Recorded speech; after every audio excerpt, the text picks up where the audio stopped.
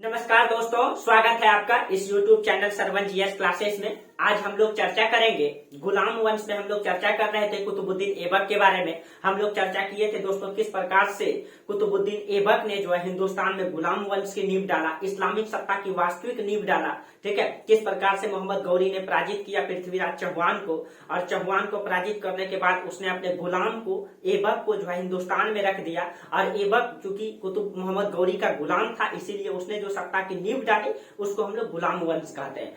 आज हम लोग गुलाम वंश के दूसरे शासक, वास्तविक शासक इल्तुतमिश के बारे में चर्चा करेंगे दोस्तों। वो इल्तुतमिश जिसको गुलाम के रूप में कई बार बेचा गया, ठीक है, गुलाम के रूप में कई बार बेचा गया, फिर भी उसने हिंदुस्तान में अपनी योग्यता के बदौलत, अपनी ताकत के बदौलत वास्तविक इस्लामिक सत्ता की नींव डाली, वास्तविक गुलाम वंश की नींव डाली। तो इतिहास हमें सिखाता है दोस्तों, चाहे आप कोई भी रहें, चाहे आप गुलाम रहें, चाहे चाय बेचने वाले रहें, चाहे कोई भी रहें, लेकिन आपके अंतर्गत अगर योग्यता है, आप में कर्म करने की शक्ति है, आपका लक्ष्य अगर एक है तो आप कुछ भी कर सकते हैं। बस आपका लक्ष्य एक होना चाहिए, लक्ष्य के प्रति निष्ठा होनी चाहिए। कर्तव्यनिष्ठ तरीके से ईमानदारी पूर्वक अगर आप अपने कर्तव्य पे लग जाएंगे तो वो लक्ष्य कहीं भी आपसे दूर नहीं जा सकता है। बस आप ईमानदारी पूर्वक उस लक्ष्य के पीछे लग जाएं। तो चलिए इल्तुतमिश के इतिहास को देखेंगे दोस्तों, किस प्रकार से इल्तुतमिश ने हिंदुस्तान में वास्तविक गुलाम वंश की नींव डाली, और वास्तविक सत्ता की नींव डालने वाला शासक इसको ही क्यों कहा जाता है। ठीक है, चलिए। हाँ, तो हम लोग गुलाम वंश पढ़ रहे थे दोस्तों। आज हम आपको बता दें, इसको आप लोग पहले चैप्टर में लिख लीजिएगा। ठीक है, जो गुलाम वंश है जिसको शमसी वंश भी कहा जाता है। शमसी वंश जो चला आपका 1206 से लेके 1290 तक चला, और इसको भी हम लोग तीन भागों में बांट सकते हैं शमसी वंश को। उसमें आपका कुतुबी वंश, उसमें आपका शमसी वंश, और उसमें आपका बलबनी वंश। देखिए, ये जो आपका कुतुबी वंश है दोस्तों, इसका नींव कुतुबुद्दीन ऐबक ने डाला, जिसमें दो शासक आए, कुतुबुद्दीन ऐबक और उसका पुत्र आराम शाह। ठीक है, उसके बाद शमसी वंश, क्योंकि इल्तुतमिश शमसी तुर्क था, इसीलिए इसने जो नींव डाली सत्ता की, इसको हम लोग शमसी वंश कहते हैं। शमसी वंश में इल्तुतमिश, रुकनुद्दीन फिरोज शाह, रजिया सुल्तान, मुइजुद्दीन बहराम शाह, अलाउद्दीन मसूद शाह, नासिरुद्दीन महमूद शाह, ये इनका शमसी वंश रहा। ठीक है, और इसी में आपका बलबनी वंश में गयासुद्दीन बलबन, अजीजुद्दीन केकुबार और कैमुस का शासन रहा। ठीक है, ये आपका गुलाम वंश। अगर क्वेश्चन पूछ लिया जाए इस तरीके से, इसलिए हम आप लोगों को क्लियर करा दिए। गुलाम वंश को भी हम लोग तीन भागों में बांट दिए। ठीक है, चलिए, तो आज हम लोग अब देखते हैं इल्तुतमिश के बारे में। इल्तुतमिश से पहले आराम शाह का शासन रहा, थोड़ा सा हम चर्चा कर दें। देखिए, आप लोगों को पिछले क्लास में बताए थे कि कुतुबुद्दीन ऐबक ने जो है दिल्ली को राजधानी नहीं बनाया, उसने लाहौर को राजधानी बनाया। ठीक है, और आपको पता है वास्तविक लाहौर मतलब जो पंजाब है, ठीक है, वो कहाँ पड़ता है, वो वर्तमान में पाकिस्तान में पड़ता है। ठीक है, पाकिस्तान में, और छोटा सा पंजाब भारत में रह गया। तो उसने जो है पंजाब, जो वर्तमान में पाकिस्तान चल गया, वहां लाहौर को राजधानी बनाया। ठीक है, कुतुबुद्दीन ऐबक, और ऐबक का पुत्र था आराम शाह। जैसे ऐबक की मृत्यु हुई तो उस समय जो इल्तुतमिश था, इल्तुतमिश कुतुबुद्दीन ऐबक का दामाद भी था और गुलाम भी था। ठीक है, तो उस समय वो बदायूं, उत्तर प्रदेश में पड़ता है, यहाँ पे बदायूं का इक्तेदार था। ठीक है, बदायूं का इक्तेदार था। और जब कुतुबुद्दीन ऐबक की मृत्यु हुई तो आराम शाह को, लाहौर में था उस समय आराम शाह, ये आराम शाह ऐबक का पुत्र था, इसी को वहां की जनता ने, वहां के लोगों ने क्या बना दिया, शासक बना दिया। ठीक है, लेकिन वो योग्य नहीं था दोस्तों। तो किस प्रकार से बदायूं में इस समय कौन था, बदायूं में इस समय था इल्तुतमिश। ठीक है, किस प्रकार से इल्तुतमिश शासन में आया, हम इन सब चीजों को हम लोग चर्चा करेंगे। और आपको पता है कि दिल्ली आपका यहाँ पे है। ठीक है, यमुना नदी के किनारे आपका दिल्ली शहर बसा हुआ है, दिल्ली। ठीक है, चलिए हम लोग कहानी को देखते हैं। इसको हम लोग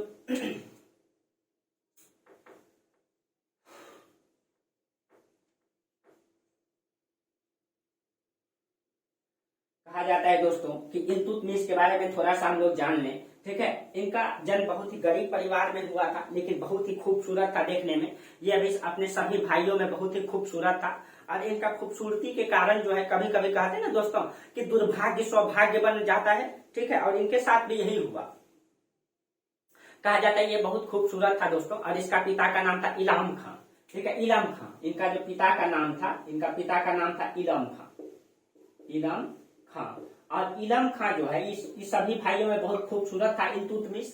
इसी कारण से इनके पिता जो है सभी भाइयों में इनको ज्यादा प्यार देते थे, और इनको जब ज्यादा प्यार देते थे, इस कारण से जो है इल्तुतमिश के जो सभी भाई थे इनसे जो है कहीं कहीं मतलब क्रोधित रहते थे, इनसे ईर्ष्या करते थे। और ईर्ष्या के कारण कहा जाता है कि जब एक दिन उसके पिता घर में नहीं थे तो सभी भाई मिल करके क्या किए, इल्तुतमिश को मार्केट में जाके बेच दिए, मतलब गुलामों के बाजार में जाकर के बेच दिया। और कहा जाता है कि इल्तुतमिश को दोस्तों कई बार गुलाम के रूप में बेचा गया, 3 बार गुलाम के रूप में बेचा गया, ठीक है, 3 बार गुलाम के रूप में बेचा गया, ठीक है। और इसे जो है मोहम्मद चुस्तकब नामक एक व्यापारी ने खरीदा था। जब उसको मोहम्मद चुस्तकब नामक व्यापारी ने खरीदा, ठीक है, इसको जो है खरीदा था मोहम्मद चुस्तकब, चुस्तकब ये एक व्यापारी था। ये जब खरीदा तो इसने खरीद करके इल्तुतमिश को बुखारा के बाजार में लेकर के गया। अफगानिस्तान में पड़ता है आपका बुखारा, ठीक है। और वहां पे ये बहुत ही खूबसूरत था, योग्य था, इसके कारण से इसको मोहम्मद चुस्तकब ने, ठीक है, बुखारा के बाजार में लाया। और बुखारा के बाजार में कहा जाता है कि बहुत दाम बढ़ा चढ़ा करके लगाया इसका। जब बढ़ा चढ़ा करके लगाया तो कहा जाता है वहां पे मोहम्मद गौरी इसको खरीद नहीं पाया। यहाँ पे मोहम्मद गौरी आए थे गुलाम को खरीदने के लिए, ठीक है। मोहम्मद गौरी यहाँ आए थे बुखारा का बाजार में, और गौरी के साथ साथ गौरी का गुलाम हुआ करता था ऐबक, ऐबक भी इनके साथ आए थे। ये गुलाम थे दोस्तों, फिर भी ये साथ आए थे, ठीक है। तो गौरी जो है बुखारा के बाजार में मोहम्मद चुस्तकब से इल्तुतमिश को नहीं खरीद पाता है, क्योंकि दाम बढ़ा चढ़ा करके लगाया जाता है। लेकिन जब नहीं खरीद पाता है तो बुखारा के बाजार में जो है मोहम्मद गौरी इल्तुतमिश को बेचने से मतलब कि मना कर देता है। वो कहता है कि अगर मैं इस बाजार में इसको नहीं खरीद सकता हूं तो कोई बुखारा के बाजार में इल्तुतमिश को नहीं खरीदेगा, ऐसा घोषणा कर देता है, ठीक है। तो कहा जाता है जब ऐसा घोषणा कर दिया तो ऐबक को भी मोहम्मद गौरी, ऐबक को भी जो है इल्तुतमिश बहुत पसंद आया, ठीक है। ऐबक खुद गुलाम है दोस्तों, फिर भी उसको पसंद आया। तो जब ऐबक को पसंद आया तो वो बुखारा के बाजार में तो खरीद नहीं सकता है। तो कहा जाता है कि ऐबक ने, ठीक है, मोहम्मद चुस्तकब खां को बोला कि आप इनको कहाँ लेकर के आइए, आप इसको दिल्ली के बाजार में लेकर के आइए, मैं इसे दिल्ली के बाजार में ही खरीद लूंगा। तो ऐबक जो है उसको दिल्ली के बाजार में खरीद लेता है, ठीक है, दिल्ली के बाजार में खरीद लेता है। क्योंकि ऐबक किसका गुलाम है दोस्तों, ऐबक जो है गुलाम पहले से ही है गौरी का, और ऐबक ने एक गुलाम को खरीदा इल्तुतमिश को, ठीक है। तो पहले से ये गुलाम है और ऐबक ने इल्तुतमिश को गुलाम के रूप में खरीदा, इसीलिए इल्तुतमिश को दोस्तों ठीक है गुलामों का गुलाम कहा जाता है। इसको जो है गुलामों का गुलाम कहा जाता है, ठीक है, गुलामों का गुलाम कहा जाता है। किसको, इल्तुतमिश को, ठीक है। क्योंकि ऐबक पहले से गुलाम था और इसने जब खरीदा, इसको दिल्ली के बाजार में खरीदा, इसीलिए उसको गुलामों का गुलाम कहा जाता है, ठीक है। और इल्तुतमिश का कई सारा नाम है, हम लोग इसका नाम, इसको गुलामों का गुलाम, इसको सुल्तान ए सईद भी कहा जाता है, ठीक है, सुल्तान ए सईद। तो इसको एक नाम गुलामों का गुलाम, इसका नाम को देख लें, सुल्तान ए सईद, सुल्तान ए सईद इसको कहा जाता है, ठीक है। सुल्तान ए सईद, अमीर उल मोमिन भी इसको कहा, ये उपाधि इनको खलीफा ने दिया था, अमीर उल मोमिन, अमीर उल मोमिन उपाधि पूछ लिया जाता है, इसलिए आप लोग ध्यान में रखेंगे, अमीर उल मोमिन, ठीक है। ये उपाधि इनको खलीफा ने दिया था, ठीक है, खलीफा ने। मकबरों का पितामह, इसका एक उपाधि है, इनको मकबरों का पितामह भी कहा जाता है, मकबरों का पितामह, ठीक है, इनको मकबरों का पितामह भी कहा जाता है, ठीक है। और इसको दिल्ली सल्तनत का वास्तविक मतलब संस्थापक, मकबरों का पितामह इसीलिए कहा जाता है दोस्तों, अभी हम चर्चा करेंगे।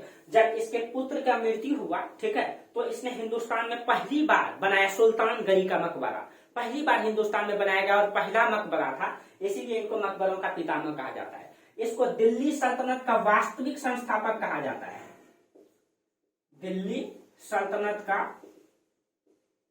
वास्तविक संस्थापक भी इनको कहा जाता है, वास्तविक संस्थापक, संस्थापक। देखिए, दिल्ली सल्तनत का संस्थापक कुतुबुद्दीन ऐबक, वास्तविक संस्थापक इल्तुतमिश। जिस प्रकार से आप लोग जानते हैं कि मुगल वंश का संस्थापक बाबर, लेकिन वास्तविक संस्थापक अकबर, न, तो इसी तरीके से ये भी है, ठीक है।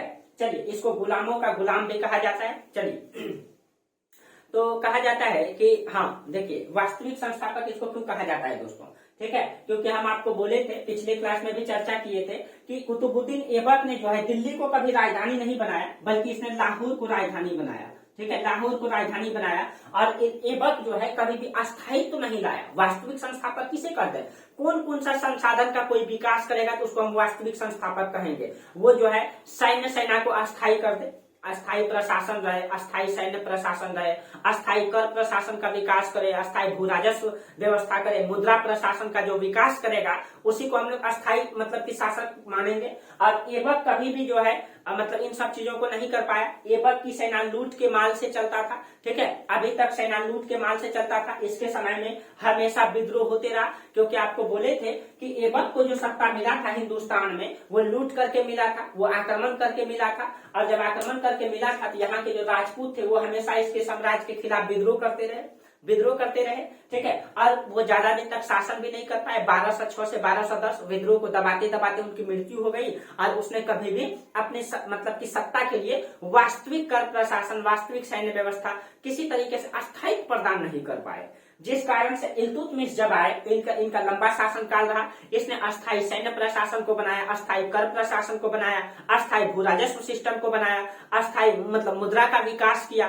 और इसीलिए इल्तुतमिश को हम लोग वास्तविक शासक के रूप में जानते हैं, ठीक है। इल्तुतमिश को हम लोग वास्तविक शासक के रूप में जानते हैं, ठीक है, क्योंकि इसने इन सभी चीजों का डेवलप किया। लेकिन जब इल्तुतमिश शासक बना दोस्तों, ठीक है, जब इल्तुतमिश शासक बना तो इल्तुतमिश का थोड़ा सा नाम का चर्चा करते हैं। इल्तुतमिश का जो नाम का अर्थ होता है राज्य का स्वामी या राज्य का रक्षक। देखिए इल्तुतमिश का नाम का अर्थ क्या होता है?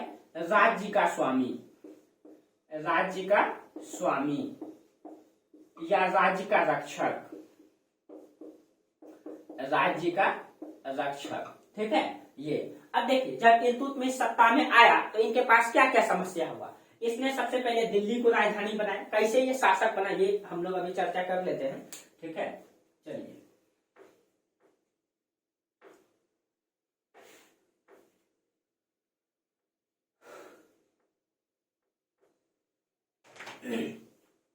देखिए जब इल्तुतमिश सत्ता में आया तो इनके पास भी कई सारी समस्या, बाह्य समस्या, आंतरिक समस्या।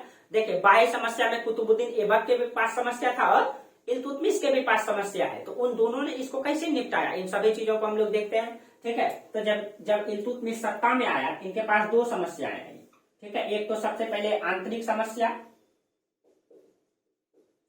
इनके पास आंतरिक समस्या, और एक आपका बाह्य समस्या, ठीक है, एक आपका बाह्य समस्या, ठीक है, दोनों के रूप में आया। अब देखिए आंतरिक बाह्य समस्या में आपका यल्दुज, कुबाचा और मंगोल की समस्या। अब देखिएगा यहाँ से मंगोल का आक्रमण बार बार दिखाई देगा, ठीक है, आप लोग ध्यान में रखिएगा।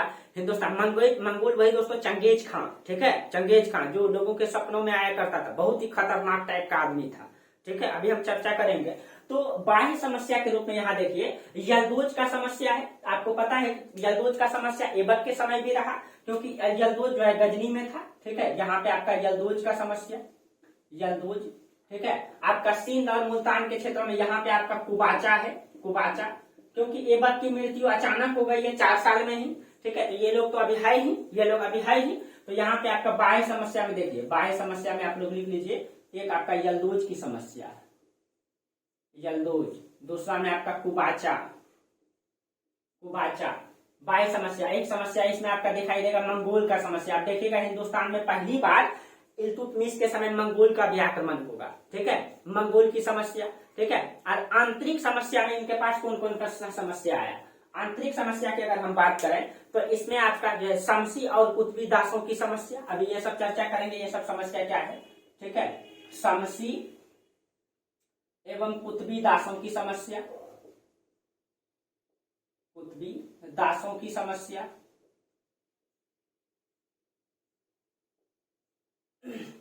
शमसी दासों की समस्या, प्रशासन और राजस्व की समस्या। इनके पास आंतरिक रूप में प्रशासन को भी संभालना है, प्रशासन एवं राजस्व की समस्या, क्योंकि इनके पास जो है,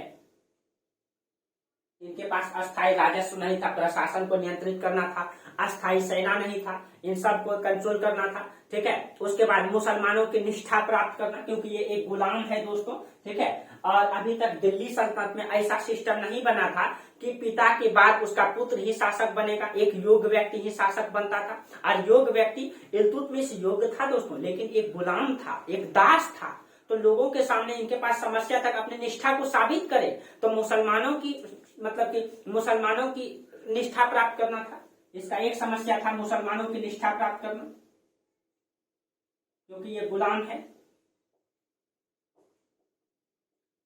निष्ठा प्राप्त करना ये भी एक समस्या है इनके पास, ठीक है, मुसलमानों की निष्ठा प्राप्त करना, ठीक है, ये समस्या। आंतरिक समस्या में एक समस्या और हो जाएगा आराम सा की समस्या, इसी में आप लिख दीजिए आराम सा की समस्या, आराम सा, ठीक है, आराम सा की समस्या, ठीक है। तो सबसे पहले वो आराम सा की समस्या को निपटाएगा, तब वो गद्दी पे बैठेगा। देखिए अब हम कहानी स्टार्ट करते हैं, ठीक है। हुआ ये कि जब कुतुबुद्दीन ऐबक की मृत्यु हुई तो वो लाहौर में थे, तो लाहौर की जनता ने क्या किया, उनका पुत्र आराम शाह को यहाँ का शासक घोषित कर दिया, लेकिन वो योग्य नहीं था दोस्तों, वास्तविक रूप में योग्य नहीं था। जो इल्तुतमिश जो है कि कुतुबुद्दीन ऐबक का दामाद है, ठीक है, दामाद है। और मोहम्मद गौरी, देखिए मोहम्मद गौरी हम आपको चर्चा किए हैं, मोहम्मद गौरी का गुलाम कौन है दोस्तों, तो ऐबक गुलाम भी है। देखिए ऐबक जो है दोस्तों गुलाम भी है और ये दामाद भी है। और ऐबक का गुलाम और दामाद कौन है, इल्तुतमिश,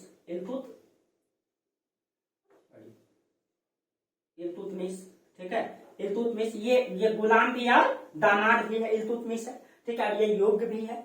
और गुलाम वंश में, ठीक है, गुलाम वंश में उत्तराधिकार कौन बनेगा, गुलाम या बनेगा या तो फिर उनका मतलब कि दामाद ही बनेगा। इसी कारण से हुआ ये, और इल्तुतमिश योग्य भी था। इसी कारण से दिल्ली की जनता ने क्या किया, इल्तुतमिश को आमंत्रित किया कि आप ही दिल्ली की गद्दी को संभालिए, ठीक है। और इल्तुतमिश को जो आमंत्रित किया था, ठीक है, उनका नाम था अली इस्माइल था, ठीक है, इल्तुतमिश को अली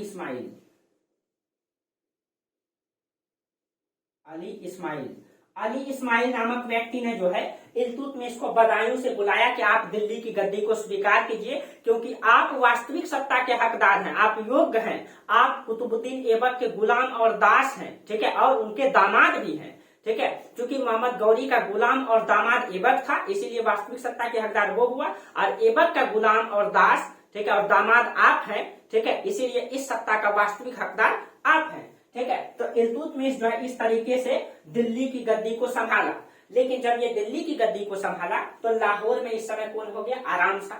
अब जब तक वो आराम शाह को पराजित नहीं कर देगा तब तक तो वो वास्तविक रूप से सत्ता का हकदार हो नहीं पाएगा। इसीलिए इल्तुतमिश ने आराम शाह को पराजित किया। इन दोनों के बीच में एक युद्ध हुआ जिसको हम लोग कहते हैं, ठीक है, जूद का युद्ध। 1210 ईस्वी में हुआ जूद का युद्ध, 1210 में हुआ जूड, इसको जूड या जूद का युद्ध कहते हैं, ठीक है, जूड का युद्ध। इस युद्ध में आराम शाह को पराजित कर दिया इल्तुतमिश ने और उसकी हत्या कर दी। और हत्या जब कर दिया तब इल्तुतमिश ने दिल्ली को राजधानी बनाया और दिल्ली में वास्तविक सत्ता की नींव डाली, ठीक है। इस तरीके से उसने वास्तविक सत्ता की नींव डाली।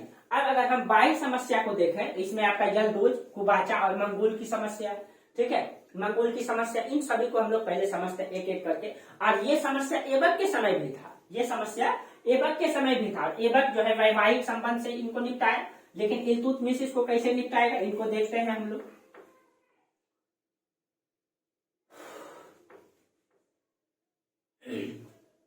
देखिए अब इल्तुतमिश इससे कैसे निपटेगा, ठीक है। सबसे पहले बाह्य समस्या में यलदोज की समस्या, ठीक है, सबसे पहले हम यलदोज की समस्या को देख लेते हैं।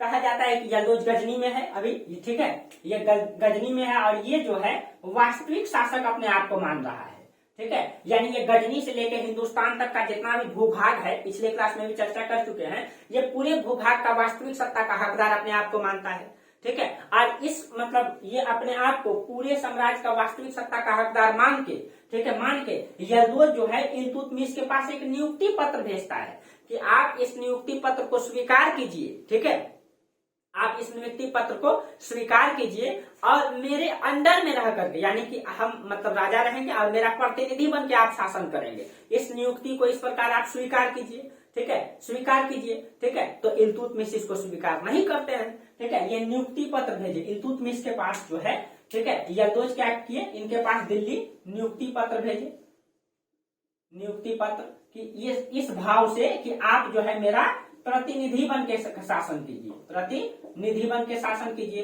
तो इल्तुतमिश जो है इसको अस्वीकार कर देते हैं, तो दोनों के बीच में एक युद्ध होता है। ठीक है, यल्दोज और इल्तुतमिश के बीच में एक युद्ध हुआ, जिसको हम लोग कहते हैं तराइन का द्वितीय युद्ध, तृतीय युद्ध। आप लोग तराइन का द्वितीय युद्ध पढ़ते होंगे दोस्तों, लेकिन इन दोनों के बीच में जो हुआ था तराइन का तृतीय युद्ध हुआ था। ठीक है, तो इसमें जो युद्ध हुआ यल्दोज और देखिए अब तराइन का तृतीय युद्ध।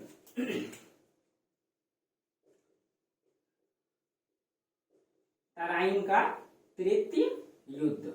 ठीक है, ये जो तराइन का तृतीय युद्ध हुआ इसमें दो लोगों के बीच हुआ। ठीक है, इसमें एक तरफ आपका यल्दोज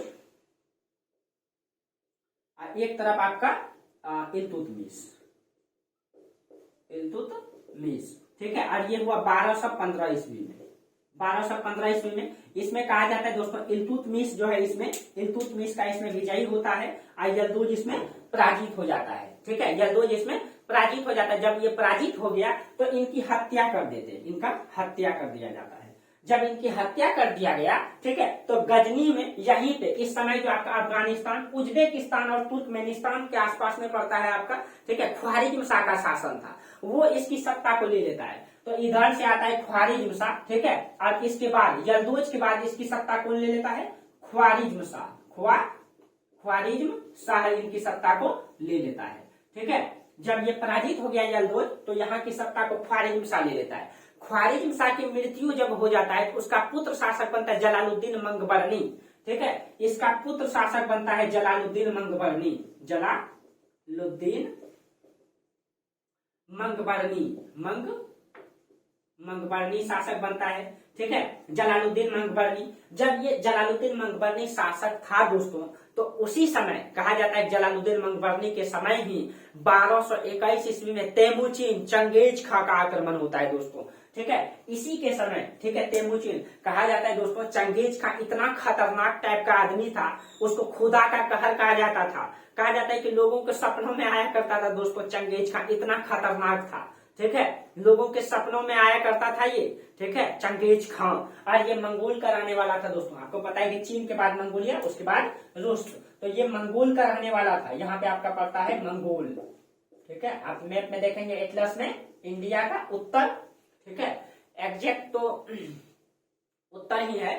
ठीक है, आप यहाँ से देखेंगे तो एकदम उत्तर में इस तरीके से मंगोल है। यहीं से ये आक्रमण किया था इन क्षेत्रों में। ठीक है, इन क्षेत्रों में आक्रमण किया था। और उस समय जलालुद्दीन मंगबरनी था। 1221 ईस्वी में, ठीक है, चंगेज खां आक्रमण करता है। चंगेज खां मंगबरनी यानी गजनी में आक्रमण करता है। कहा जाता है इनको खुदा का कहर कहा जाता था। जब ये आता था दोस्तों बहुत कोहराम मचाता था। उस समय इसके पास बड़ी बड़ी टेक्नोलॉजी हो गई थी। मतलब उस समय इनके पास तोप खाना, बहुत बारूद सब बड़ा बड़ा हुआ करता था। कहा जाता है कि बड़ी बड़ी दीवार तोड़ने के लिए उस समय इनके पास हथियार था।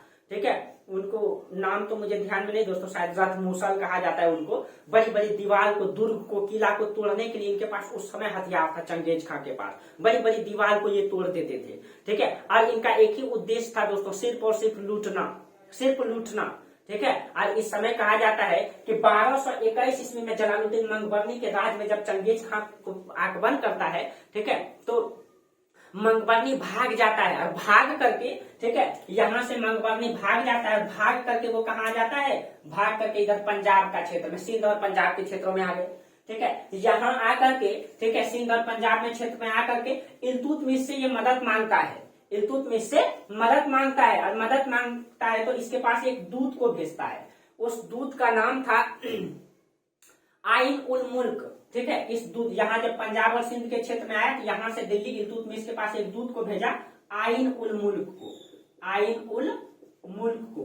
तो इल्तुतमिश दोस्तों, आइन उल मुल्क, ठीक है, इल्तुतमिश दोस्तों सोचा अपने आप में कहीं कहीं एक योग्य शासक था कि अभी सत्ता को मैंने ठीक से बसाया नहीं है। ठीक है, अभी हिंदुस्तान में वास्तविक सत्ता की नींव मैंने नहीं डाला, अभी मेरा ठिकाना नहीं है। और मैं चंगेज खां से अगर पंगा ले लिया तो फिर जो भी मतलब कि घर बसाया उजड़ जाएगा। अभी ठीक से बसा नहीं है और घर उजड़ जाएगा। ठीक है, तो इल्तुतमिश का कहीं कहीं जवाब दोस्तों नकारात्मक था। ठीक है, उसने बोला कि भाई आपका मतलब कि भारत की जलवायु आपके अनुकूल नहीं है, आपसे क्षमा चाहते, हम चंगेज खां से पंगा नहीं ले सकते हैं। और कहीं कहीं दोस्तों इल्तुतमिश का फैसला बेहतर फैसला था। कहीं कहीं अगर वो हिंदुस्तान में अभी अगर वो मतलब चंगेज खां से अगर मतलब पंगा ले लेता तो शायद हिंदुस्तान में वास्तविक सत्ता की वो नींव भी नहीं डाल पाता, ठीक है, नींव भी नहीं डाल पाता। इसीलिए कहा जाता है इल्तुतमिश का जवाब कहीं कहीं नकारात्मक था। उसने आइन उल मुल्क की हत्या कर दिया। इल्तुतमिश को जब इल्तुतमिश के पास जब आया आइन उल मुल्क, ठीक है, तो इनकी हत्या कर दिया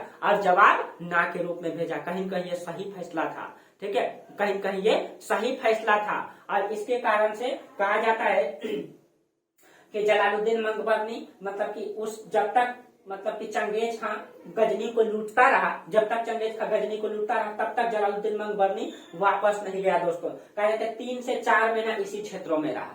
जब 3 से 4 महीना इसी क्षेत्रों में रहा तो कुबाचा का ये क्षेत्र है, कुबाचा का बहुत सारा क्षेत्र को जीत लिया इसने। तो इसका प्रभाव कहाँ पड़ा? कुबाचा का अर्थव्यवस्था खराब हो गया, उसकी बहुत सारे क्षेत्रों को जीता, उसको बहुत सारा नुकसान पहुंचाया, उसके बहुत सारा किला को जीत लिया। इसके कारण से कुबाचा क्या हो गया? कमजोर हो गया, ठीक है, कुबाचा जो है कमजोर हो गया, ठीक है। और इस कारण से जब कुबाचा कमजोर हो गया तो इल्तुतमिश क्या करते हैं 1217 ईस्वी में कुबाचा पे आक्रमण कर देता है, ठीक है। तो देखिए 1217 ईस्वी में ये क्या कर देते हैं? कुबाचा पे आक्रमण कर देता है, ठीक है। और कुबाचा पे जब आक्रमण कर देता है तो कुबाचा पराजित हो गया। अब पराजित जब हो गया अंत में वो क्या करता है 1227-28 में, ठीक है, कुबाचा जो है ये जब पराजित हो गया, ये 1227-28 का बात है, ये सिंधु नदी में कूद करके अपना जान दे देता है, ठीक है, सिंधु नदी में कूद करके अपना जान दे देता है, ठीक है। और इस तरीके से दोस्तों वो गजनी का भी समस्या से निपट लिया, कुबाचा का भी समस्या से निपट लिया। जब कुबाचा की मृत्यु हो जाती है तब इल्तुतमिश जो है, अब देखिए दोस्तों, जब कुबाचा की मृत्यु हो गई सिंध और प्रांत ये क्षेत्र खाली हो गया। जब ये खाली हो गया तो इल्तुतमिश ने अपना पुत्र को, उनका पुत्र का नाम था नासिरुद्दीन महमूद, ठीक है, नासिरुद्दीन महमूद। तो कुबाचा के स्थान पे नासिरुद्दीन महमूद, ठीक है, नासिरुद्दीन महमूद को यहाँ पे सिंध और मुल्तान का क्षेत्रों में रख दिया। अब दिल्ली से लेके सिंध और मुल्तान का क्षेत्र तक जो है वास्तविक सत्ता का हकदार कौन हो गए? इल्तुतमिश हो गए, ठीक है। और कहा जाता है कि यही नासिरुद्दीन मोहम्मद है दोस्तों जिनकी मृत्यु हो गई थी वहीं पर। जब उनकी मृत्यु हो गई थी तो इल्तुतमिश ने, ठीक है, अपने पुत्र के नाम पे एक भारत में पहली बार मकबरा बनाया नासिरुद्दीन महमूद के नाम पे, जिसको हम लोग कहते हैं सुल्तानगढ़ी का मकबरा, ठीक है, सुल्तानगढ़ी का मकबरा। और ये हिंदुस्तान में बनने वाला दोस्तों पहला मकबरा था जो इल्तुतमिश ने बनाया था। इसीलिए इल्तुतमिश को, ठीक है, मकबरा मतलब मकबरा निर्माण का पितामह के रूप में भी जाना जाता है, ठीक है। ये भारत में सुल्तानगढ़ी का मकबरा ये भारत में बनने वाला पहला मकबरा था जो इल्तुतमिश ने अपने पुत्र के लिए बनाया था, ठीक है। अब देखिए इसके अलावा इल्तुतमिश ने कौन कौन सा क्षेत्र को जीता दोस्तों? अब देखिए वो दिल्ली को जीता, बदायूं उसके अंतर्गत है, ठीक है, उत्तर पश्चिम का क्षेत्र उसके अंतर्गत आ चुका है। अब इसके अलावा इसने कहा जाता है कि 1226 में इसने रणथंभौर को भी जीता, 1227 में इसने मंडावर को भी जीता। इनका विजय को देख लीजिए दोस्तों, क्वेश्चन पूछ लिया जाता है। तो 1226 में इसने रणथंभौर को जीता। देखिए रणथंभौर दोस्तों जब आप मैप देखेंगे तो देखिए ये आपका गंगा नदी है, ये आपका गंगा, और इसकी सहायिका ये यमुना, और यमुना किनारे दिल्ली शहर, यमुना की सहायिका है चंबल नदी, ठीक है। चंबल नदी के यहीं पे आपका रणथंभौर है, यहाँ पे रणथंभौर और चित्तौड़, ठीक है, यहीं पे रणथंभौर राजस्थान में पड़ता है। आप मैप में इसको एटलस में देखिएगा मिल जाएगा, ठीक है। तो उसने 1226 में रणथंभौर को जीता, 1227 में इसने मंडावर को जीता, 1227 में इसने मंडावर को जीता। मंडावर, ये मंडावर जो है दोस्तों ये शिवालिक क्षेत्रों में पड़ता है। हिमालय का आपका 3 हिस्सा है, बृहद हिमालय, मध्य हिमालय और शिवालिक हिमालय।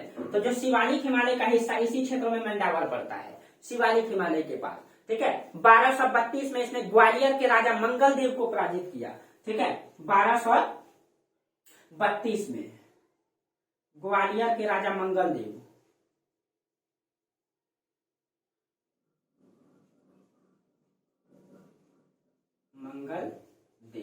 ठीक है। ये आपका मध्य प्रदेश में पड़ता है दोस्तों ग्वालियर, ये ग्वालियर जो है मध्य प्रदेश में पड़ता है। इन सारे क्षेत्रों को इसने जीता, ठीक है, इन सारे विजय को इसने किया। इसके अलावा बंगाल को भी इसने जीता था दोस्तों, बंगाल को, इसके अलावा इसने बंगाल को भी जीता था। बंगाल की कहानी हम बता देते हैं थोड़ा सा, ठीक है। इसके अलावा बंगाल को भी जीता। बंगाल की कहानी हम बता दें आप लोगों को, देखिए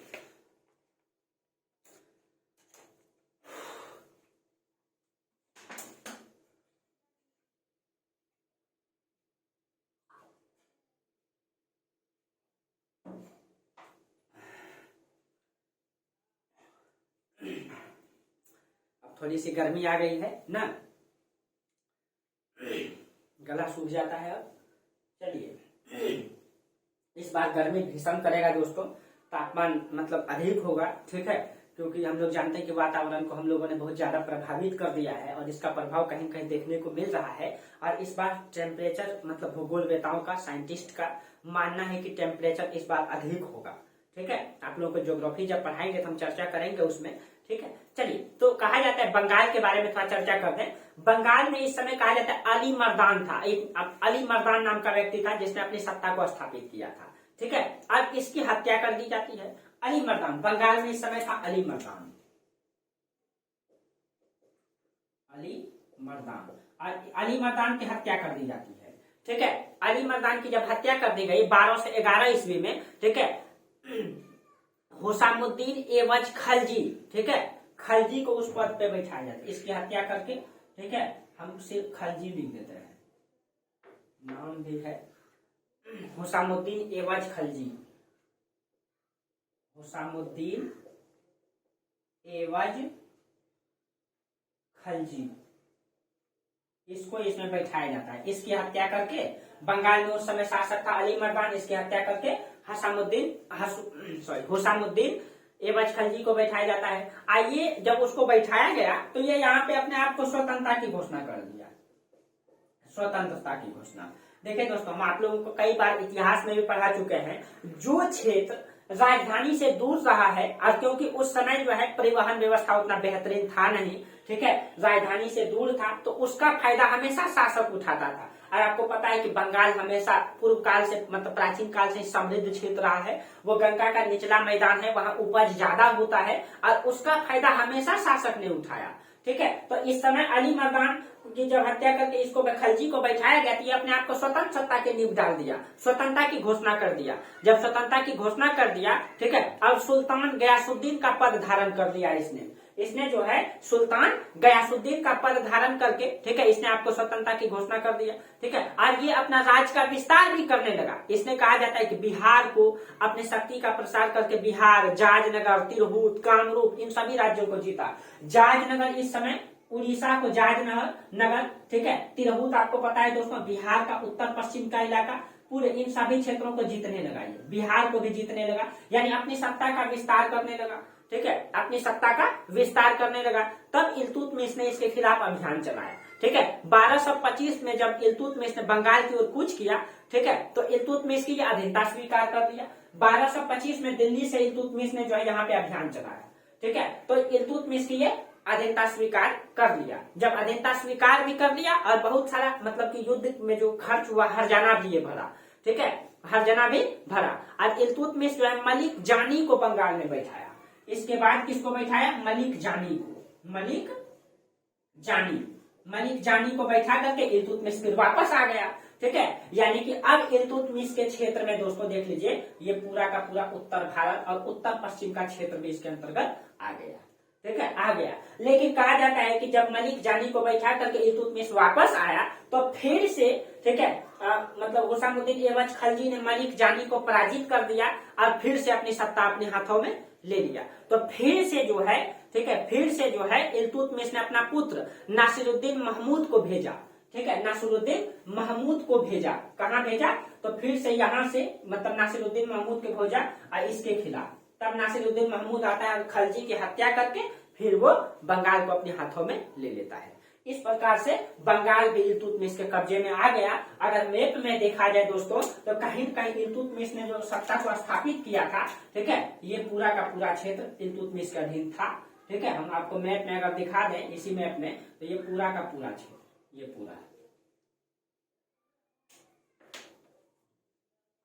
ये पूरा का पूरा क्षेत्र इल्तुतमिश के अधीन था।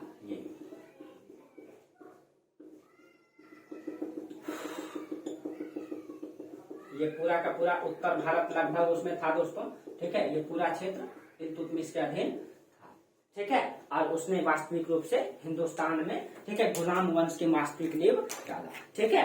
अब देखिए उसके अलावा, ठीक है, इल्तुतमिश के अगर सुधार के बारे में देखा जाए दोस्तों तो उसने प्रशासन में क्या क्या सुधार लाया, थोड़ा उसके बारे में हम चर्चा करते हैं, ठीक है। इल्तुतमिश ने प्रशासन में क्या सुधार लाया?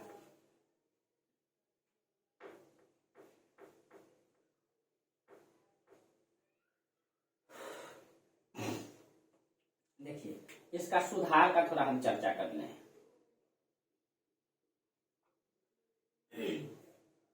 तो इल्तुतमिश ने प्रशासन क्षेत्र में इसने अस्थायी सेना का गठन किया। सबसे पहले इसने अस्थायी सेना का गठन, जिसको हस्म-ए-कल्ब कहा जाता है। सुधार में इसने सैन्य प्रशासन में अस्थायी सेना का गठन किया, जो अभी तक लूट के माल से चलता था। तो इसने जो है अस्थायी सेना बनाया, जिसको जो है हस्म-ए-कल्ब कहा जाता है। हस्म-ए-कल्ब कहा जाता है, ठीक है। हस्म-ए-कल्ब, सॉरी हस्मे-ए-कल्ब, हस्मे-ए-कल्ब कहा जाता है। इसको अस्थायी सेना इसने यहाँ पे बसाया, ठीक है। उसके बाद तुर्कान-ए-चहलगामी, 40 तुर्कों का दल। इसने क्या किया दोस्तों, सबसे पहले सुधार इसने प्रशासन में क्या किया, अस्थायी सेना को लाया। कुतुबुद्दीन ऐबक जो है अभी तक लूट के माल से काम चलाता था दोस्तों, यानी कि जो लूटा हुआ धन था उसको लूट करके सेना में बांट दिया जाता था। लेकिन जब मतलब इल्तुतमिश सत्ता में आए तो उसने वास्तविक रूप से मतलब सेना को गठित किया, ठीक है। प्रशासन में उसने सुधार लाया, ठीक है, और उसको हस्मे-ए-कल्ब कहा जाता है। इल्तुतमिश ने अपने प्रशासन को मजबूत बनाने के लिए इसने जो है क्या किया, 40 तुर्कों को, जो तुर्क अमीर लोग थे दोस्तों, जो बड़े लोग उच्च पोस्ट पे रहते थे, ठीक है, 40 तुर्कों को इसने एक मतलब 40 तुर्कों को एकत्रित करके, ठीक है, और एक जो है सभा बना दिया एक प्रकार से, जिसको मतलब चहलगामी दल या तुर्कान-ए-चहलगामी कहते हैं। उसमें 40 तुर्कों को रखा उसने, ताकि प्रशासन को मजबूती से चला पाए। उसमें पढ़े लिखे लोग थे, उसमें उच्च वर्ग थे, ठीक है, जो प्रशासन को सही तरीके से संचालित कर सकते थे। राजा के हर मतलब की सहयोगी के रूप में काम करते थे हर तरीके से, ठीक है। तो इसने जो बनाया तुर्कान-ए-चहलगामी दल, उसको कहते हैं तुर्कान-ए-चहलगामी दल का इसने गठन किया। इसमें 40 तुर्क लोग थे दोस्तों, ठीक है, जो अमीर वर्ग होते थे, उसी को इसमें रखा गया तुर्कान-ए-चहलगामी में। और इसको बलबंद समाप्त करेगा। तुर्कान-ए-चहलगामी ये नाम बर्नी ने दिया है, ठीक है, ये नाम जो दिया है इसने बर्नी ने दिया है। और इसमें 40 अमीर तुर्क लोग थे, जो राजा को हर परिस्थिति में साथ देते थे, ठीक है, हर परिस्थिति में साथ देते। बाकी इसके बारे में हम आगे चर्चा करेंगे। इसने इक्ता व्यवस्था का प्रचलन किया, ठीक है, इक्ता व्यवस्था का प्रचलन किया, ठीक है। प्रशासन में इसने ये सुधार किया दोस्तों। और उसके बाद इसने मुद्रा प्रशासन में भी सुधार किया, ठीक है। इसने जो है मुद्रा प्रशासन में भी इसने क्या सुधार किया, इसने 2 प्रकार का मुद्रा भी चलाया था। इसमें आपका जीतल था और टंका था। इसमें आपका जीतल और टंका। देखिए ये जो जीतल था दोस्तों, ये तांबे का बना हुआ था, ये जो है तांबे का था। और ये जो टंका था ये चांदी का था, ये चांदी का था। इसका वजन जो था 178 ग्रेन था। इसका वजन 178 ग्रेन, ठीक है, 178। ये चांदी का बना हुआ था, सॉरी 175 ग्रेन, 175 ग्रेन था, ठीक है। और देखिए इसने कहीं कहीं प्रशासन को चुस्त दुरुस्त किया दोस्तों, ठीक है। इसने अस्थायी सेना को बनाया। इसने तुर्कान-ए-चहलगामी, यानी कि राजा तो एक है ही दोस्तों। देखिए अकबर बहुत ही मूर्ख सुल्तान था, लेकिन उसने जो काम को किया, ठीक है, कहीं कहीं बेहतर प्रशासन को नियुक्त कर पाया, बेहतरीन सिस्टम को बना पाया। अकबर को महान शासक कहते दोस्तों, क्यों? कहीं कि वो मूर्ख था दोस्तों, लेकिन उसके साम्राज्य में बैठा हर व्यक्ति विद्वान था। तो शिक्षा ही हर स्थान में काम आता है। बिना शिक्षा का विकास ही नहीं हो सकता है, ठीक है, बिना शिक्षा का विकास। अकबर मूर्ख जरूर था दोस्तों, लेकिन अपने दरबार में 9 रत्न को रखता था, जो 9 क्षेत्रों का विशेषज्ञ था। यानी कि राजा को हर परिस्थिति में कैसे निर्णय लेना है वो 9 बताता था। फिर भी अकबर जो है दोस्तों इबादत खाना के निर्माण किया था, उसमें वो सभी धर्मों की शिक्षा लिया, ठीक है, वो जाना समझा। तो वो मूर्ख जरूर था दोस्तों, लेकिन शिक्षा से जुड़ा हुआ था। तो कहीं न कहीं शिक्षा ही हर स्थान में काम आता है, ठीक है। तो इल्तुतमिश ने भी दोस्तों ये जो सिस्टम को बनाया, इस बेहतरीन सिस्टम को, इसने तुर्कान-ए-चहलगामी दल को बनाया। 40 तुर्कों अमीर लोगों को रखा, मतलब उच्च पोस्ट केवल लोगों को रखा, उच्च वर्गों को रखा, ताकि हर परिस्थिति में निर्णय लेने में ये सहयोग कर पाए, ठीक है। इसने इक्तदारी व्यवस्था को लाया, इसने मुद्रा प्रशासन को लाया। और इस प्रशासन को देख करके, ठीक है, इरफान हबीब एक इतिहासकार है, उसको इस सभी सिस्टम को देख करके तृतीय नगरीकरण का काल कहा है, ठीक है। इनके सिस्टम को देख करके एक इतिहासकार है इरफान हबीब, ये जो है इस सिस्टम को देख करके तृतीय नगरीकरण की संज्ञा दी है। नगरीकरण देखिए, प्रथम नगरीकरण दोस्तों, प्रथम नगरीकरण आपका हड़प्पा सभ्यता, द्वितीय नगरीकरण 600 BC और तृतीय नगरीकरण इसको इसने माना है, ठीक है, इसको इसने माना है। ये सिस्टम में इसने सुधार किया। अगर हम न्याय प्रशासन में अगर हम सुधार की बात करें दोस्तों, न्याय प्रशासन में तो कहा जाता है इल्तुतमिश ने जो है दोस्तों, यहाँ पे आपका दिल्ली है, यहाँ पे बगल में आपका आगरा है, आगरा के महल में इसने क्या किया था, आगरा के महल में 2 शेर संगमरमर का अपने दरवाजे पे 2 बड़ा बड़ा शेर लगवा दिया था और शेर के गले में दोस्तों घंटी टंगवा दिया था, ताकि जनता को अगर न्याय मांगना रहे तो वो घंटी को, जंजीर को हिलाएगा तो घंटी बजेगा, तो राजा खुद आएगा न्याय करने के लिए। यानी कि न्याय व्यवस्था में सुधार लाने के लिए शेर के गले में घंटी बांध दिया था, ताकि कोई भी जनता उस घंटी को बजा करके न्याय मांग सकता है। ठीक है, तो न्याय व्यवस्था में उसने ये सुधार लाया। शिक्षा के लिए उसने दिल्ली में मदरसे की स्थापना किया था, मदरसाए नासरिया। ठीक है, उसने जो है शिक्षा के लिए दिल्ली में उसने मदरसे की भी स्थापना किया था। ठीक है, मदरसा ए नासरिया, मदरसा ए नासरिया, नासरिया की स्थापना किया। ठीक है, शिक्षा के लिए उसने नासरिया की स्थापना किया। ठीक है, और अपने बेटों को शिक्षा देने के लिए जो है दोस्तों उसने, ठीक है, अरब से शिक्षक मंगवाए थे, अरब से। ठीक है, और भारत में सुल्तान की उपाधि धारण करने वाला ये प्रथम मतलब शासक था दोस्तों। याद रखिएगा, इल्तुतमिश जो है ये सुल्तान की उपाधि धारण किया था, और ये पहला शासक था जिसने सुल्तान की उपाधि धारण किया था। ये इसको उपाधि कौन दिया था, बगदाद का खलीफा दिया था, बगदाद का खलीफा इनको ये उपाधि दिया था। ठीक है, और मोहम्मद गौरी ने इसको जो है अमीर उल उमरा की उपाधि दिया था, मोहम्मद गौरी। ठीक है, तो गौरी को कौन सी उपाधि दिया, अमीर उल उमरा, अमीर उल उमरा की उपाधि दिया था। और ये दोस्तों ये दास्ता से मुक्त भी था। ठीक है, इल्तुतमिश के बारे में याद रखिएगा, ये दास्ता से मुक्त था, दास्ता से मुक्त भी था ये। ठीक है, जब कोई व्यक्ति मतलब गुलामी से, दास्ता से जब मुक्त होता था तो वो उच्च पोस्ट पे जाता था। ठीक है, उच्च पोस्ट पे जाता था। ठीक है, तो कहा जाता है दोस्तों कि मोहम्मद गौरी का शासनकाल ये रहा 1236 ईस्वी में, सॉरी इल्तुतमिश का। ठीक है, 1236 में इल्तुतमिश की मृत्यु हो गई। जब इल्तुतमिश की मृत्यु हो गई दोस्तों, ठीक है, तो इल्तुतमिश का 2 पुत्र था और दोनों का दोनों बिल्कुल अयोग्य था दोस्तों, और एक पुत्री था रजिया सुल्तान। देखिए थोड़ा सा हम चर्चा कर दें, यहाँ पृष्ठभूमि तैयार कर दें आपका।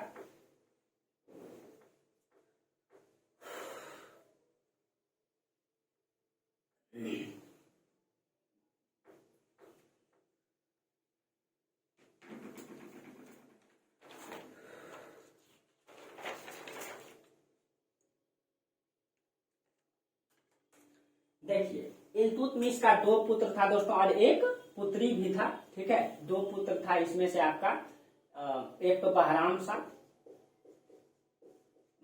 शाह, ठीक है, और एक पुत्री थी रजिया सुल्तान, रजिया सुल्तान। ठीक है, अब देखिए, और एक पुत्र का नाम था रुकनुद्दीन फिरोज शाह, ये बड़ा पुत्र था रुकनुद्दीन फिरोज शाह, यही बड़ा पुत्र था। ठीक है, तो कहा जाता है दोस्तों कि इल्तुतमिश अपनी मृत्यु से पहले जो है रजिया सुल्तान को ये उत्तराधिकारी घोषित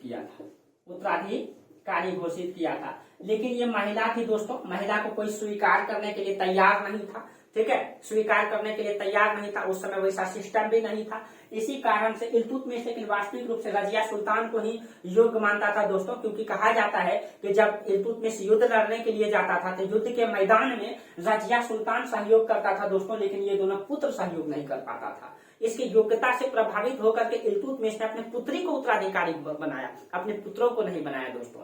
ठीक है, और इल्तुतमिश के बनने के बाद जो तुर्क चालीसा दल थे दोस्तों, तुर्क चालीसा दल थे, उसने रुकनुद्दीन फिरोज शाह को, चालीसा दल ने इसका सपोर्ट कर दिया, क्योंकि चालीसा दल को लगता था कि महिला को शासिका नहीं, वो अपने आप को अपमानित समझता था महिला को शासिका घोषित करके, जबकि वास्तविक रूप से रजिया सुल्तान योग्य थी दोस्तों। लेकिन 40 दल ने, यानी कि मतलब कि चहलगामी दल उसको कहा जाता है दोस्तों, चहलगामी दल जो 40 तुर्क थे उसने इसका सपोर्ट कर दिया, और इसका सपोर्ट करके जो है इसको शासक घोषित कर दिया। ठीक है, लेकिन दोस्तों जब इसको चहलगामी दल ने इसको शासक घोषित कर दिया तो ये तो बिल्कुल अयोग्य है, और चहलगामी दल में योग्य सब व्यक्ति है, इसी कारण से ये जो है कठपुतली बन के शासन किया, कठपुतली। ठीक है, कठपुतली बन गया किसका, चहलगामी दल का। यानी अब जो है दोस्तों शासक का वैल्यू कम हो गया और ज्यादा वैल्यू चहलगामी दल का हो गया। चहलगामी दल जो चाहता था वही इससे करवाता था। ठीक है, वही इससे करवाता था। और कहा जाता है कि इक्तेदार बगावत करने लगे इसके समय, जितने भी इक्तेदार थे इसके समय बगावत पर उतर गए। ठीक है, बगावत पर जब उतर गए, ठीक है, तो मतलब कि जितने भी दरबारी लोग थे वो बागियों का ही साथ दिए। ठीक है, इसके समय जितना भी इक्तेदार थे, ठीक है, इक्तेदार थे, वो सब के सब बगावत करने लगे। और जब बगावत करने लगे तो शासक का साथ कोई नहीं देता था दोस्तों, जितना भी इसका दरबारी लोग थे वो बगावत का ही साथ देता था।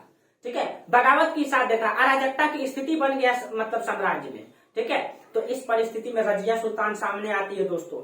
ठीक है, रजिया सुल्तान आगे आई। ठीक है, कहा जाता है लाव वस्त्र, जो मतलब कि रजिया मतलब लाव वस्त्र जो शरीयत के अनुसार न्याय मांगने वाला पहनते थे। ठीक है, यानी कि मतलब जब ये शासक बना तो अराजकता की स्थिति आ गया। ठीक है, मतलब सब इख्तियार जो है विरोध करने लगे, शासक जो है चहलगामी दल का कठपुतली बन गया। तब उस परिस्थिति में कहा जाता है दोस्तों, रजिया सुल्तान अपने रूप को दिखाती है। कहते हैं दोस्तों, जब महिला जब काली का अवतार लेती वो किसी को नहीं बख्शती है। ठीक है, तो यहाँ पे कहा जाता है दोस्तों, रजिया अपने रूप में आती है वास्तविक योग्यता को। ठीक है, और वो लाल वस्त्र पहनती है जो शरीयत के अनुसार न्याय मांगने वाला पहनता है। ठीक है, और कहा जाता है कि लाल वस्त्र धारण करके रजिया जो है जुम्मा का जो नमाज, जो शुक्रवार का नमाज होता है दोस्तों इस्लाम धर्म में, उसको जुम्मे का नमाज कहा जाता है। जुम्मा का नमाज पढ़ रहा था लोग मस्जिद में, उस मस्जिद में ये डायरेक्ट जाती है लाल वस्त्र पहन के, और वो कहती है कि मुझे न्याय चाहिए। न्याय इसलिए चाहिए क्योंकि मेरे पिता ने मुझे वास्तविक रूप से उत्तराधिकारी बनाया है, और मेरा भाई जो है, ठीक है, वो चहलगामी दल का कठपुतली बन के शासक बन गया है। और मतलब साम्राज्य में क्या हो गया है, अराजकता की स्थिति हो गया है। और इस चीजों को मैं चाहता हूं, मैं साम्राज्य का वास्तविक सत्ता का हकदार भी हूं, और मैं चाहता हूं कि साम्राज्य ठीक से चले, इसीलिए मेरा आप लोग सपोर्ट कीजिए। तो कहा जाता है दोस्तों कि उन सभी लोगों ने रजिया सुल्तान का दिल्ली की जनता ने सपोर्ट किया। ठीक है, दिल्ली की जनता ने सपोर्ट किया, और सारे के सारे जनता महल की ओर टूट पड़े। जब महल की ओर टूट पड़े तो रजिया सुल्तान दोस्तों रुकनुद्दीन फिरोज शाह की हत्या कर दी, और वास्तविक रूप से रजिया सुल्तान शासिका बन गई। ठीक है, और ये कुछ 2-3 महीना ही शासन कर पाया था, 1236 से लगभग 3 या 4 महीना शासन कर पाया। फिर रजिया सुल्तान 1236 में ही शासिका बनी और 40 तक शासन की, 4 साल तक। ठीक है, तो ये कुछ दिन तक शासन रहा। ठीक है, और उसके बाद रजिया सुल्तान शासिका बनी। तो रजिया सुल्तान 1236 से 40 तक शासिका बनी दोस्तों, और भारत की पहली महिला शासिका है दोस्तों रजिया सुल्तान। ठीक है, जो जब कहते हैं दोस्तों, जब योग्यता आपके पास है और आपका हिम्मत, आपका हौसला और आपका लक्ष्य अगर एक है तो उसको कोई काट नहीं सकता। रजिया सुल्तान सोच ली थी दोस्तों, चाहे जैसे भी हो हम शासिका बन के रहेंगे। उस समय दोस्तों महिला का कोई अधिकार नहीं था, फिर भी वो लाल टोपी पहन के सामने आती है, पुरुष का रूप धारण करती है। ठीक है, जिस समय महिलाओं को मतलब पर्दे में रखा जाता था उस समय।